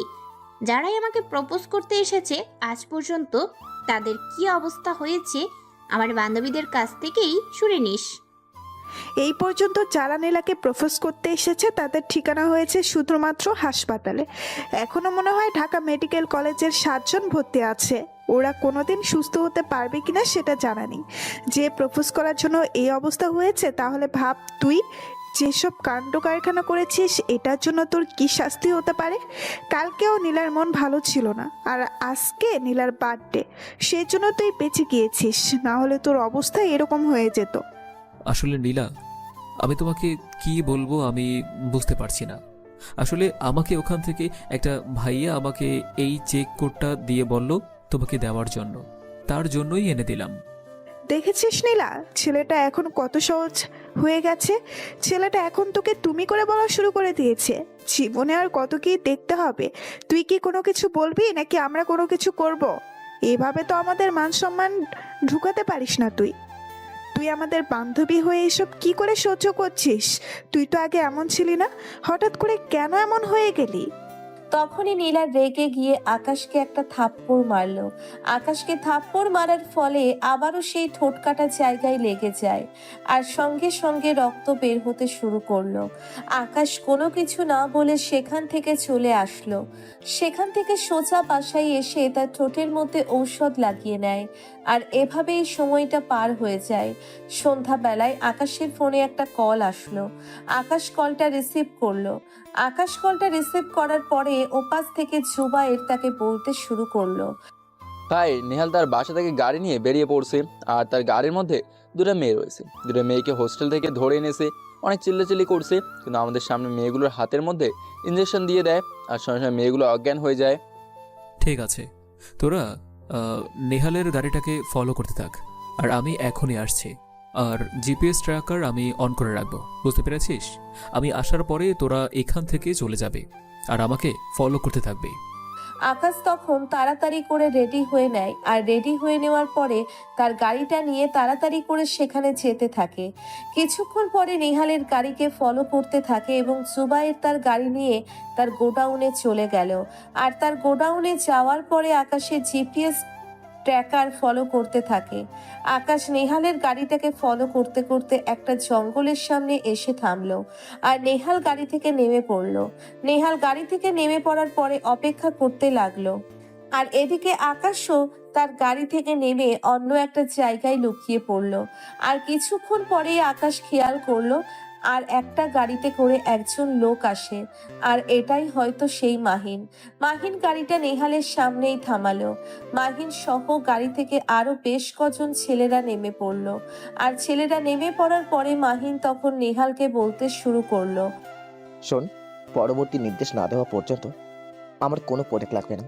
আর কোটি টাকার হিরোইন দিয়েছে, এটা শেষ হওয়ার পরে আমাকে জানাবি। রকি তোকে মালামালে পৌঁছে দেবে। আর আকাশের লোকজন চারিদিক দিয়ে ছড়িয়ে পড়ে আছে, যে কোনো মুহূর্তে অ্যাটাক করতে পারে, তাই সাবধানে চলাফেরা করতে হবে। আর আমি নির্দেশ না দেওয়া পর্যন্ত এভাবে দেখা করবি না। আমি যখন বলবো তখনই দেখা করবি। ভাই, আপনি যেভাবে বলেছিলেন আমি সেভাবে কাজ করছি। আর ভার্সিটিতে এখন মেয়েরা অনেক সতর্ক হয়ে গেছে, কেউ আর মিথ্যে কথায় চলে আসতে চায় না, সবাই এখন চালাক হয়ে গেছে। আর পুরনো প্রোডাক্টগুলো শুধু আছে, নতুন প্রোডাক্ট কোনোভাবেই ম্যানেজ করতে পারছি না। আর হিরোইনগুলো বিভিন্ন ভার্সিটিতে পৌঁছানোটাও অনেক বেশি টাফ হয়ে গেছে, কারণ রাস্তায় আকাশের লোকজন ছদ্মবেশে দাঁড়িয়ে থাকে, তাই ভয়ের কারণে কেউ ট্রাক নিয়ে যেতে চাইছে না। ট্রাক নিয়ে গেলে যে কোনো মুহূর্তে আকাশের লোকজন গুলি করে দিতে পারে, তার ভয় কেউ যাচ্ছে না। ঠিক আছে, আমি বসের সঙ্গে এই বিষয়টা নিয়ে আলোচনা করব এবং আমাদের লোকজন আরও বাড়াতে হবে। আর লোকজন বাড়ানোর ফলেই আমরা সকল ভার্সিটিতে হিরোইনগুলো পাচার করতে পারবো। ড্রাগসের ব্যবসাটা আরও বেশি উন্নত করতে হবে। হ্যাঁ ভাই, আপনি ঠিক কথা বলেছেন। আর এখানে থাকাটা আমাদের জন্য অনেক বেশি রিস্ক হয়ে যাবে। যদি কোনোভাবে আকাশের কাছে খবরটা পৌঁছে যায় তাহলে কিন্তু আমাদের এই সমস্যা হতে পারে। তার জন্য বলছি, খুব তাড়াতাড়ি এখান থেকে সরে পড়তে হবে, যে কোনো মুহূর্তে তার চলে আসতে পারে। এই কথা শোনার পরে আকাশ তাড়াতাড়ি করে ফায়ার করাতে প্রথমেই মাহিনের হাতের মধ্যে গুলিটা লেগে গেল, তার পিস্তলটা পড়ে গেল। আর তখন আকাশ একের পর এক গুলি করতে থাকে। আকাশের গুলি দেখে আকাশের লোকেরাও ওদেরকে গুলি করতে থাকলো। আর শেষ মুহূর্তে নেহাল পালিয়ে যায়, কিন্তু আকাশ তাকে ধরে ফেললো। আকাশ তাকে দৌড়তে দৌড়তে জঙ্গলের ভিতরে নিয়ে আসলো, অবশেষে ধরে ফেলতে সক্ষম হলো। আর ধরে ফেলার পরে তখন আকাশকে নেহাল বলতে শুরু করলো, কে তুই? তুই আমাকে এভাবে মারছিস কেন? আমাদের কাজে তুই পাতা দিয়েছিস, তুই জানিস না আমরা কি করতে পারি? আমরা কার লোক? আমাদের বস যদি জানতে পারে তোকে সেকেন্ডের মধ্যে শেষ করে দেবে, তুই আর বেঁচে থাকতে পারবি না। আমিও তো এটাই চাই, তোর বস আমার সামনে আসুক। তোর বসের সঙ্গে কথা বলার ইচ্ছাটা অনেকদিন ধরেই আছে, আর এই ইচ্ছাটা পূরণ হবার জন্যই তো আমি এতদিন ওয়েট করে আছি। আর তোকে ছেড়ে দেব মানে? তোকে কি ধরেছি আমি যে ছেড়ে দেওয়ার জন্য? ও, বুঝে গেছি। তুই তাহলে সেই ভার্সিটির খ্যাত ছেলেটা, তুই আমাদের ভার্সিটিতে প্রবেশ করেছিস ছদ্মবেশে। তুই সেই তাহলে আকাশ চৌধুরী, আন্ডারওয়ার্ল্ডের মাফিয়া কিং। তোর দিন খুব তাড়াতাড়ি শেষ হয়ে যাবে। নিজের জীবন বাঁচাতে চাইলে এখান থেকে চলে যা। আমার পুরো পরিবারকে শেষ করেছিস, আমাকে খারাপ পথে এনেছিস, মিথ্যা খুনের দায়ে আমাকে জেলে পাঠিয়েছিস। সেসব কিছু মনে করেছিস আমি ভুলে গিয়েছি? হ্যাঁ, কখনো না। তোর বসকে কেটে যদি আমি টুকরো টুকরো না করেছি, আমার নাম আকাশ চৌধুরী না। এই কথা বলার পরে আকাশ নেহালকে ছুরি দিয়ে আঘাত করতে করতে মেরে ফেললো। আর এমন ভাবে রাগে আঘাত করেছে যে শত শত দাগ রয়ে গেছে, রক্ত বের হচ্ছে। আর সেখানেই নেহাল ছটফট করতে করতে মারা গেল। তারপর আকাশ একটা ছবি তুলে নেহালের মোবাইল থেকে তার বসের নাম্বারে পাঠিয়ে দিল। তার বসের নাম্বারে পাঠিয়ে দেওয়ার পরে আকাশ তাড়াতাড়ি করে আবারও সেই জায়গায় আসলো। সেই জায়গায় আসার পরে দেখতে পারলো তার লোকেরা সবাই মাহিনকে ধরে রেখেছে। আর মাহিনের সামনে যাওয়ার পরে তখন আকাশ আবারও বলতে লাগলো, মাহিন, আমি তোকে যে প্রশ্নগুলো করব সেই প্রশ্নগুলো খুব ভালোভাবে উত্তর দিবি। যদি দেরি করিস বা তুই বলতে পারবি না বলিস, সেটার জন্য তোর এক একটা করে অঙ্গ কাটা যাবে। আমি কোনো কিছু জানি না, আমি কোনো কিচ্ছু বলবো না। তোকে আমি ভয় পাই না। সব ভয় পেলে এই মাহিম চৌধুরী কখনো কাউকে ভয় পায় না। তোর আন্ডারওয়ার্ল্ডের রাজত্ব করার দিন শেষ হয়ে আসছে। এখন থেকে আমরা রাজত্ব করব। কেন রে? আন্ডারওয়ার্ল্ড কি আমার বাপের নাকি তোর বাপের যে লিখে নিয়ে নিবি? এখানে থাকতে গেলে এমন কিছু হও যেন তোমাকে আঁকড়ে ধরে আরও কিছু মানুষ বাঁচতে পারে। আমাকে আঁকড়ে ধরে সবাই ভালো আছে, শুধুমাত্র তোরাই ভালো থাকতে পারলি না। আমাকে নিয়ে ভালো থাকবে কি করে? তোরা তো মানুষের ক্ষতি ছাড়া উপকার করিস না। আমাদের যা ইচ্ছে হয়েছে আমরা তাই করব, তাতে তোর এত নাক গলানোর কি আছে? তুই চাইলে আমাদের সঙ্গে কাজ করতে পারিস, সেটার জন্য তোকে অনেক অফারও দেওয়া হয়েছিল। এর আগে তোর পুরো পরিবারকে যেভাবে শেষ করা হয়েছে তোকেও এভাবে শেষ করা হবে। তুই শুধুমাত্র কিছুদিন ধৈর্য ধর। আমাদের বস যদি একবার জানতে পারে তুই আমাকে এবং নেহালকে ধরে ফেলেছিস আর অলরেডি নেহালের লাশ ফেলে দিয়েছিস, সেটা শুনলে তোর অবস্থা কি হবে সেটাই আমি চিন্তা করছি। আমাকে নিয়ে তোর এত চিন্তা করতে হবে না। আমাকে চিন্তা করার মানুষ এখন অনেক আছে, আর এটা তোর কষ্ট করে বলার কোনো প্রয়োজন নেই। আমি নেহালের মোবাইল থেকে নাম্বারটা নিয়ে আমি নিজেই নেহালের লাশের ছবি পাঠিয়ে দিয়েছি। এত টেনশন করার কিছু নেই। আমি তো চাই সে আমার সঙ্গে কথা বলুক, আমার সঙ্গে দেখা করুক, আমার সামনে আসবে সে। তুই অনেক বেশি ভুল করেছিস। আমাকে মেরে ফেললেও তুই আমাদের কোনো ক্ষতি করতে পারবি না। আমাদের বস তোকে কুত্তার মতো মারবে। তোর পরিবারকে যেভাবে শেষ করা হয়েছিল তোকেও ঠিক সেভাবেই শেষ করবে। এই কথা শোনার পরে আকাশ সহ্য করতে পারল না। আকাশ সঙ্গে সঙ্গে গুলি করে দিল। গুলি করে দেওয়ার পরে হঠাৎ করেই আকাশ পিছনে তাকিয়ে দেখতে পারল সেখানে নীলা দাঁড়িয়ে আছে। নীলাকে এখানে দেখে আকাশ মনে হয় ভূত দেখার মতো দেখছে, কারণ এখানে নীলা কোথা থেকে আসবে? নীলা এখানে কি করছে? এগুলো প্রশ্ন আকাশের মনে ঘুরপাক খাচ্ছে। আর তখন নীলা তার সামনে এগিয়ে আসলো, আর এগিয়ে আসার পরে তখন নীলা আকাশকে বলতে শুরু করলো, আমি অনেক দিন ধরেই লক্ষ্য করছি, আমার প্রথম দিনই সন্দেহ হয়েছিল যে ভার্সিটিতে খ্যাত সেজে আসাটা কোনো একটা মিশন রয়েছে। আর এটা যে এই মিশন আমি সত্যিই জানতাম না। আমি তোমার সঙ্গে সত্যি অনেক বেশি অন্যায় করে ফেলেছি। না জেনে না বুঝে তোমার সঙ্গে অনেক কথা শুনিয়ে দিয়েছি। আমার জন্য তুমি অনেক কষ্ট পেয়েছো। আমি জানতাম না যে তুমি সেই আকাশ চৌধুরী। আসলে আমি তেমন কোনো কিছু মনে করিনি, আর যাকে ভালোবাসি তার কথায় কোনো কিছু মনে করতে নেই। একদিন আমি তোমাকে শপিং মলে দেখেছিলাম, আর শপিং মলে তোমাকে দেখেই তোমার প্রেমে পড়ে গিয়েছিলাম। তারপর সিদ্ধান্ত নিলাম এই ভার্সিটিতে আসব, আর তোমার সঙ্গে এই নাটকগুলো করব। তাই হয়েছে। আমি সেটা না বুঝে আমি তোমার সঙ্গে দিনের পর দিন ভার্সিটিতে অনেক কথা শুনিয়েছি, অনেক অপমান করেছি। আমি সত্যি বুঝতে পারিনি। প্লিজ তুমি আমাকে ক্ষমা করে দাও। আজকে আমি বাসা থেকে বেরিয়েছিলাম এমনিতেই ঘোরাফেরা করার জন্য, আর হঠাৎ দেখলাম তুমি একটা গাড়িতে উঠে এখানে এসেছো। তারপর আমিও আমার গাড়ি নিয়ে ফলো করতে করতে এখানে চলে এসেছি। এখানে থাকাটা তোমার জন্য নিরাপদ নয়। তুমি তোমার বাসায় চলে যাও, আমার আরও অনেক কাজ আছে। আর আপাতত আমাকে নিয়ে না ভাবলেও চলবে। আমি মানুষটা সত্যিই ভালো না। তোমাকে আমার ভালো লেগেছে, তার জন্য সহ্য করেছি এসব। আমার জীবনে ভালোবাসাটা কখনোই আসবে না।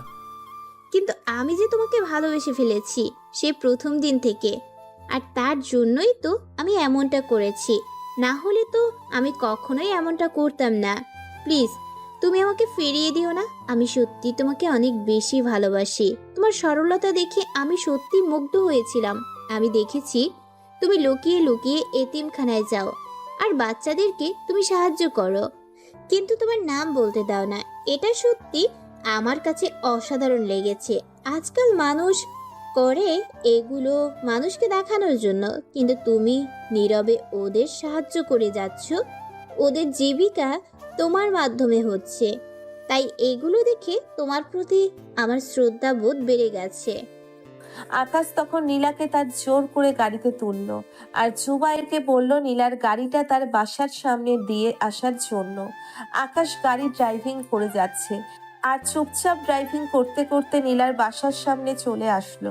নীলাকে নামিয়ে দিল। নীলাকে নামিয়ে দেওয়ার পরে নীলা তখন বলতে শুরু করলো, তুমি এটা কি করলে? আমি কি তোমাকে এটার কারণে এত কষ্ট করে ফলো করে তোমার ওইখানে গেলাম? রাস্তার মধ্যে এত কথা বলতে চাইলাম, তুমি কেন কথা বললে না আমার সঙ্গে? আমি কি কোনো অন্যায় করেছি?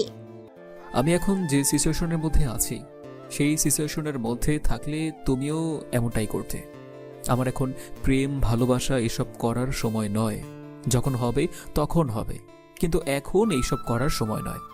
আমার সামনে অনেক দায়িত্ব, অনেক বড় কর্তব্য রয়েছে। আর কি দায়িত্ব কি কর্তব্য এটা তুমি খুব ভালো করেই জানো। তোমাকে বোঝানোর মতো ক্ষমতা আমার নেই, বুঝে নিও। এভাবেই পার হয়ে গেল বেশ অনেকগুলো দিন। দেশের অবস্থা প্রচুর খারাপ হয়েছে।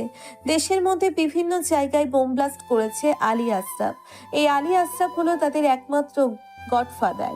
দেশের এবং বাইরে যত অপকর্ম হয় সবকিছু শুধুমাত্র এই আলী আশরাফের কারণে হয়ে থাকে। টিভিতে সাংবাদিকরা আকাশের ব্যাপারে নিউজ করছে। আকাশ সকল কিছু নিজের হাতে তুলে নিয়েছে। আকাশ তার লোকজন দিয়ে আলী আশরাফের যত জায়গা আছে সবকিছু ধ্বংস করে দিচ্ছে। সাধারণ মানুষ অনেক খুশি। সাধারণ মানুষ এখন একটাই নাম জপ করে, সেটা হলো আকাশ। এদিকে নীলা আকাশের শূন্যতা অনুভব করতে পেরেছে। নীলা এখন আকাশকে প্রচন্ড পরিমাণে ভালোবেসে ফেলেছে। যদিও আকাশ নীলাকে অনেক আগে থেকেই ভালোবাসে, কিন্তু এটা আকাশ এখন এসব নিয়ে ভাবছে না। নীলা প্রতিনিয়ত আকাশের সঙ্গে যোগাযোগ করার চেষ্টা করে, কিন্তু যোগাযোগ করতে পারে না, কারণ আকাশ অনেক ব্যস্ত সময় পার করছে। তখন তার প্রতিটা সেকেন্ডের মূল্য তার কাছে অনেক বেশি দামি। এগুলো হারিয়ে গেলে সে আর কখনোই ফিরে পাবে না। আর যদি কাজে একটা ভুল হয় তাহলে তার অনেক বড় ক্ষতি হয়ে যাবে। সে আরো অনেক দূর পিছিয়ে যাবে, যেটার মাসুল তাকে অনেক দিন ধরে দিতে হবে। একদিন রাতের বেলা সকল কাজ করার পরে আকাশ শুয়েছিল, আর তখনই নীলা তাকে কল দিল। নীলা কল দেওয়ার পরে আকাশকে বলতে শুরু করলো, কি ব্যাপার? আমি তোমাকে এতগুলো কল দিচ্ছি, তুমি আমার কল রিসিভ করছো না কেন? আর তুমি এসব কি করছো? এমন তাণ্ডব শুরু করে দিয়েছো কেন? এই শহরের প্রতিটা জায়গায় আলী আশরাফের লোকজনকে মেরেই যাচ্ছ লাগাতার ভাবে। তুমি কি এসব খুন খারাপি বন্ধ করবে কিনা সেটা বলো। নীলা, তোমার কাছে কি এগুলো খুন খারাপি মনে হচ্ছে? তুমি কি চোখ থাকতেও অন্ধ? তুমি কি চারদিকে কি হচ্ছে দেখতে পারছো না? আমি যদি ওদেরকে না মারি তাহলে ওরা দেশের ক্ষতি করবে, আমার নিজেরও ক্ষতি করে দেবে। তখন কি হবে? আর কাউকে না কাউকে তো দাঁড়াতে হবে। আমি ছাড়া কে আছে দাঁড়ানোর মতো? আমি এসব কোনো কিছুই জানি না। আমার মতে এগুলো হলো গুন্ডামি মাস্তানি। আমি আন্ডারওয়ার্ল্ডের মাফিয়া কিং সম্পর্কে কোনো কিছুই জানি না, আর জানতেও চাই না। আমি এইসব কোনো কিছুই চাই না। আমি শান্তি চাই। তোমাকে নিয়ে আমি শান্তিতে বাঁচতে চাই। নীলা, তুমি বুঝেও না বোঝার ভান কেন করছো? আমি তোমাকে আগেও বলেছি এসব নিয়ে কোনো কথা বলার সময় আমার এখন নেই। আমার কাছে এখন সবচেয়ে বেশি গুরুত্বপূর্ণ হলো আমার এই সিচুয়েশনটা। কথা বলার পরে আকাশ কল কেটে দিল। কল কেটে দেওয়ার পরে আকাশ ভাবতে শুরু করলো মেয়েটা তাকে নিয়ে সত্যিই অনেক বেশি ভাবনা চিন্তা করে। কিন্তু সে যদি এখন নীলার মায়ার কাছে আবদ্ধ হয়ে যায় তাহলে সে অনেক বেশি বড় ভুল করবে। এই সুযোগে আলী আশরাফ দেশের মধ্যে আরো অনেক কিছুই করে ফেলতে পারে এবং আরো অনেক ক্ষতির সম্মুখীন হবে সে। এখন যেভাবে আগাচ্ছে আলী আশরাফ 2-3 মাসের মধ্যেই পথে বসে যাবে, এটাই আকাশ করছে এবং এটাই তার স্বপ্ন ছিল।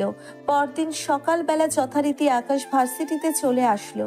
সে ভার্সিটিতে আসার পরে দেখতে পেল আজকে রঞ্জিত মল্লিক আসে নাই। আকাশ তার দামি গাড়ি নিয়ে ভার্সিটিতে এসেছে, আর তার পিছনে প্রায় 7-8টা গাড়ি রয়েছে, আর সকলেই নেমে আকাশের দিকে দাঁড়িয়ে আছে।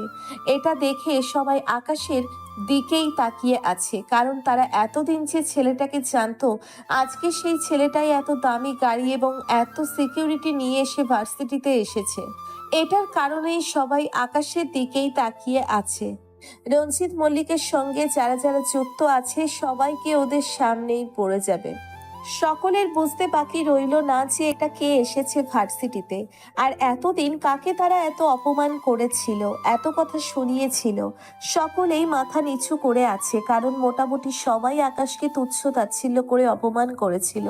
তখন আকাশের কাছে জুবাইর এসে বলতে শুরু করলো, ভাই, একটা খারাপ সংবাদ আছে। খারাপ সংবাদটা হলো নীলাকে ওরা তুলে নিয়ে গেছে, সঙ্গে নীলার মা বাবাকেও।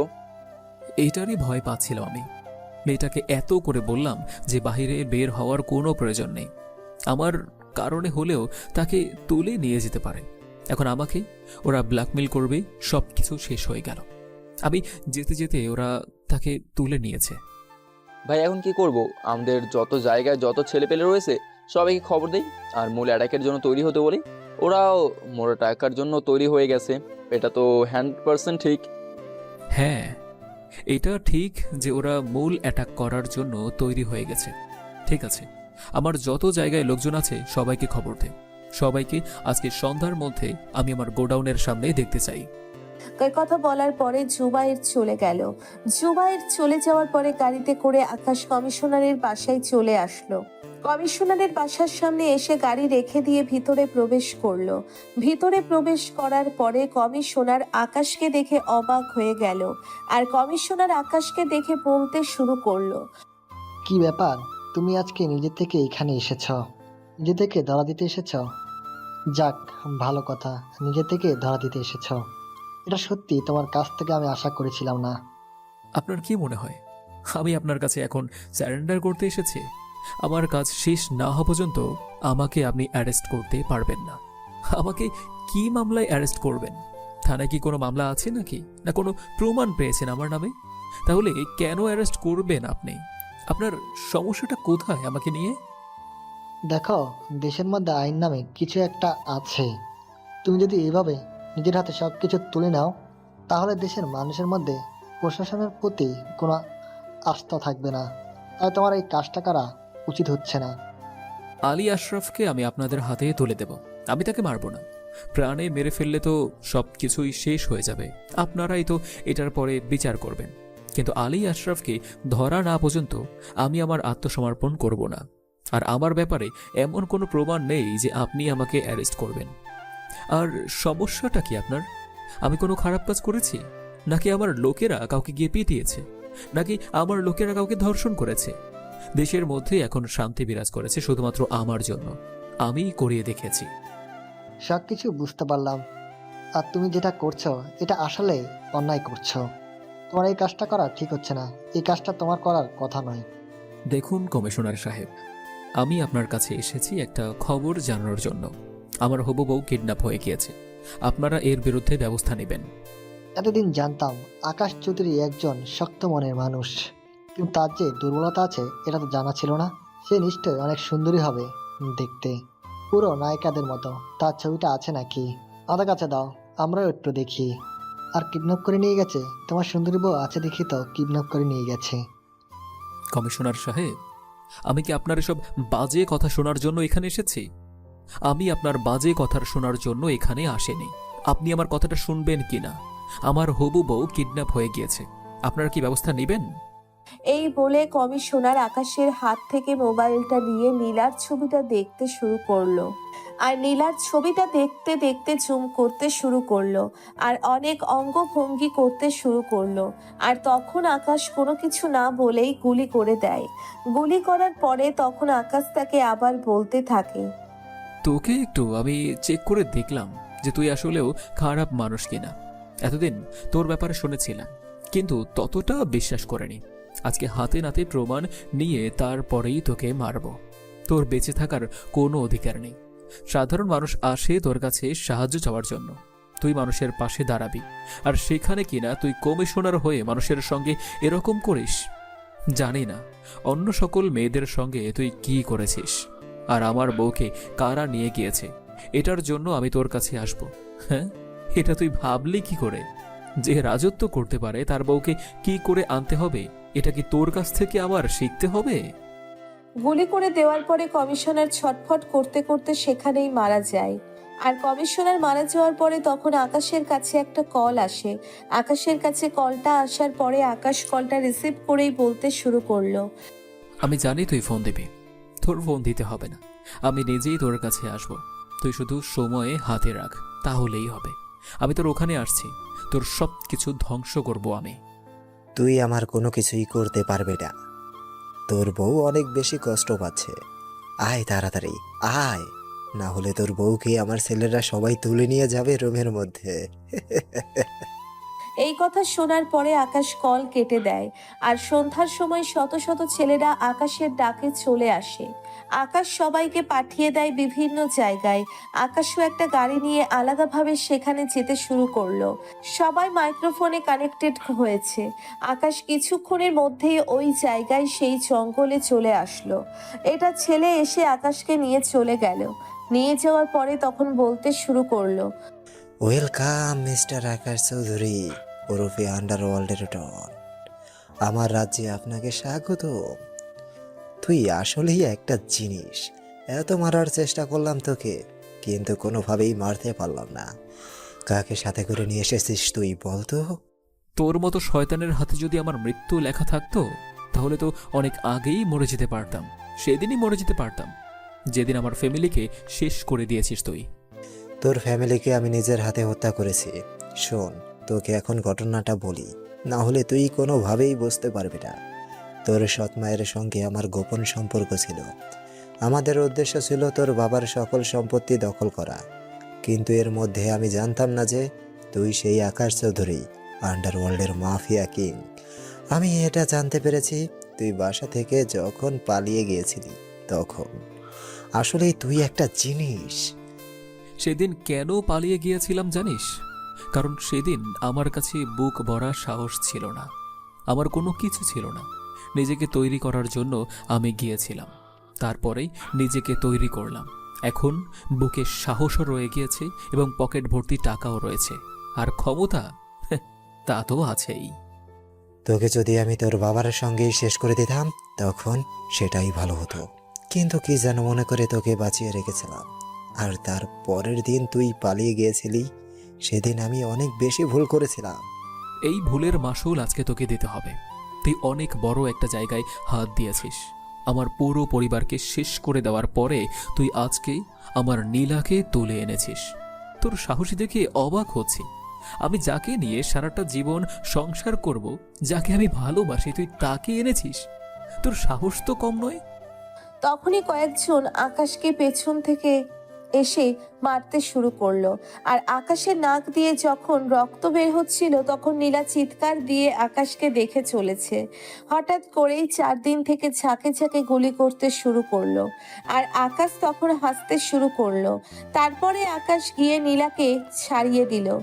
ছাড়িয়ে নেওয়ার পরে নীলা কান্না করতে করতে আকাশকে জড়িয়ে ধরে বলতে লাগলো, অনেক ভালোবাসি তোমাকে, অনেক কষ্ট দিয়েছো আমাকে, আর কষ্ট দিও না প্লিজ। আমি আর সইতে পারছি না, এবার নিজের কাছে নাও। আর কত কষ্ট দেবে আমাকে? আর কখনোই কষ্ট দেব না। এবার থেকে বুকের মাঝে আগলে রাখবো। তুমি এখন আমার গাড়িতে গিয়ে বসো। গাড়ি থেকে একদম বের হবে না তুমি।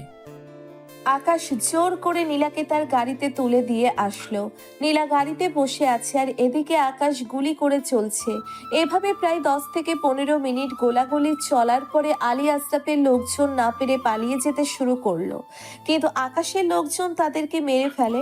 আর আকাশও আশরাফ এবং রঞ্জিত মল্লিককে ধরে ফেললো। ধরে ফেলার পরে ইচ্ছে মতো দুইটাকে মারতে শুরু করলো। আর তখন রঞ্জিত মল্লিক বলতে লাগলো, আমি যদি জানতে পারতাম যে তুই সেই আকাশ চৌধুরী, তাহলে তোকে আমি অনেক আগেই মেরে ফেলতাম ভার্সিটিতে। আজকে আর এই দিন দেখতে হতো না। ভেবেছিলাম আমি রাজত্ব করব, কিন্তু হয়ে উঠলো না। তোর রাজত্ব করার দিন শেষ। তোরা আমার যে ক্ষতি করেছিস না, তোদেরকে মেরে ফেললেও এই ক্ষতি ফিরে আসবে না। কিন্তু তোরা বেঁচে থাকলে এই দেশের কোনোদিন উন্নতি হবে না, এই দেশের শুধুমাত্র অবনতিই হবে। এই কথা বলার পরে আকাশ আর সহ্য করতে না পেরে গুলি করে দিল। আর গুলি করে দেওয়ার পরে ছটফট করতে করতে সেখানেই মারা গেল রঞ্জিত এবং আলী আশরাফ। আজকে থেকে তাদের খেল খতম হলো। আর তখনই গাড়ি থেকে নীলা দৌড়ে এসে তাকে জড়িয়ে ধরলো। নীলা জড়িয়ে ধরার পরে কান্না করতে থাকে। নীলা জড়িয়ে ধরার পরে কান্না করতে শুরু করলো। আর তখনই পুলিশের গাড়ি চলে আসলো। আর পুলিশ আকাশকে অ্যারেস্ট করলো। আর আদালতে রায় হলো আকাশেরও 6 মাসের জেল। আর দেখতে দেখতে 6টা মাস পার হয়ে গেল। আজকে 6 মাস পরে আকাশ জেল থেকে বের হলো। আদালত সবকিছু বিবেচনা করে রায় দিয়েছে। আকাশ এবং নীলার আজকে বিয়ে হয়ে গেল ধুমধাম করে। আকাশ এখন দাঁড়িয়ে আছে বাসর ঘরের সামনে। ভিতরে যেতে দেরি হচ্ছে দেখে নীলা নিজেই বাইরে এসে বলতে শুরু করলো, কি ব্যাপার? আমি সেই কখন থেকে তোমার জন্য ভেতরে অপেক্ষা করছি। এতক্ষণ লাগে বাসর ঘরে প্রবেশ করতে? তুমি এত শক্ত একটা মানুষ, এখন হাত পা এভাবে কাঁপছে কেন? তুমি কেন আসলে? আমি তো এখনই ভিতরে যেতাম। আর কে বলেছে আমি ভয় পাচ্ছি? আমি ভয়ের কারণে ভিতরে ঢুকিনি না। আসলে সবাই আমার সঙ্গে দেখা করতে এসেছে, তাই সবার সঙ্গে কথা বলেছি, আড্ডা দিয়েছি। এটা ছাড়া আর কোনো কিছুই না। আমি তোমার চোখ দেখেই বুঝতে পারছি তুমি নিজে কতটা ভয় পাচ্ছ। আচ্ছা থাক, এত ভয় পেতে হবে না, চলো আজকে এই নিয়মটা না হয় আমি নিজেই শুরু করি। জামাইকে নিয়ে বাসর ঘরে প্রবেশ করব। ঠিক আছে, তাহলে আমার দায়িত্ব কর্তব্য সব কিছু আজকে তুমি নিজেই পালন করো। আমি তো এসবের কোনো কিছুই বুঝি না। তুমি না হয় আমাকে সব কিছু বুঝিয়ে দিও, আদরটাও না হয় একটু বেশিই পাওয়া যাবে। আর একটা কথাও বলবে না। অনেক লোকজন আছে, এত জোরে জোরে কি আর এসব কথা বলতে হয়? এসব কথা বলতে হয় নিরিবিলিতে, নিজের স্ত্রীর সঙ্গে। আকাশ একথা শুনে নীলাকে কোলে তুলে নিল। নীলাকে কোলে তুলে নেওয়ার পরে নীলাকে নিয়ে ভিতরে গিয়ে দরজা বন্ধ করে দিল। তারপর ভিতরে কি হলো সেটা আপনাদের না জানলেও চলবে। আর এভাবেই না হয় চলতে থাকুক তাদের মিষ্টি ভালোবাসার গল্পটা। নিত্য নতুন ভালোবাসার গল্প পেতে আমাদের চ্যানেলটি এখনই সাবস্ক্রাইব করে পাশে থাকবেন।